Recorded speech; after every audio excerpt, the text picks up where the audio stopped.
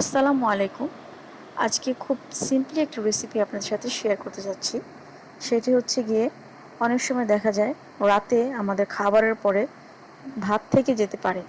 তো সেই ভাতগুলো অপচয় না করে আমরা খুব সিম্পলি হাতের কাছে কিছু উপকরণ দিয়ে এটাকে খুব সুস্বাদু করে আমরা পরবর্তীতে আবার খেতে পারি।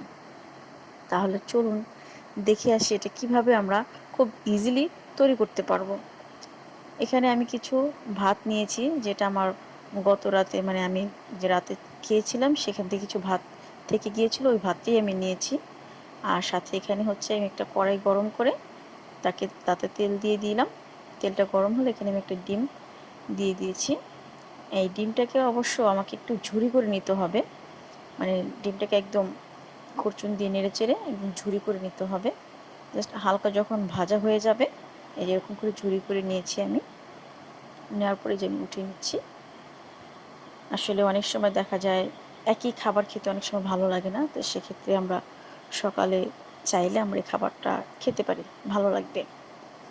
তো ডিমটা ভেজে নেওয়ার পরে এখানে হচ্ছে আমি গরম তেলে পেঁয়াজ কুচি আর হচ্ছে গিয়ে কাঁচামরিচ কেটে আমি দিয়ে দিলাম।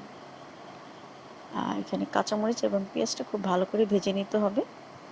একটু ক্রিস্পি টাইপ করে ভাজবেন, তাহলে খেতে খুবই ভালো লাগবে। কাঁচামরিচটা যখন একটু ক্রিস্পি টাইপ হয়ে যায় তখন দেখবেন যখন আপনি খাবেন তখন এটা আসলে টেস্টে বুঝতে পারবেন কতটুকু ভালো লাগে খেতে। একটু ভালো করে নেড়ে চেড়ে তারপরে এখানে আমরা আমাদের মানে হাতের কাছে যা ছিল, মোট কথা একটু জাস্ট টমেটো কুচি করে রেখেছিলাম ওটা দিয়ে দিলাম। আর হচ্ছে গিয়ে আমার সেই ডিমটা ভেজে রাখা ডিমটা এটার মধ্যে দিয়ে আমি জাস্ট সবগুলো একসাথে মিক্স করে একটু নেড়ে নিচ্ছি। একটু হালকা সেদ্ধ হওয়ার জন্য একটু ভালো করে একটু ভেজে নিতে হবে। যখন একটু হালকা হালকা সিদ্ধ চলে আসবে তখন এখানে আমি সেই যে ভাতগুলো রেখে দিয়েছিলাম সে ভাতগুলো এখানে আমি দিয়ে দিচ্ছি। ভাতগুলো দিয়ে আর এখানে আমি আমার স্বাদ মতো যতটুকু লবণ দরকার হয় আমি ততটুকু লবণ এখানে আমি দিয়ে দিয়েছি। দিয়ে সবগুলো ভালো করে হচ্ছে কি একটু মিক্সড করে নিতে হবে।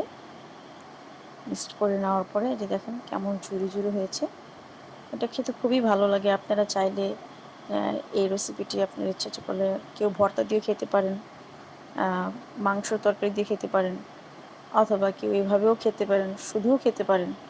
খুবই ভালো লাগে।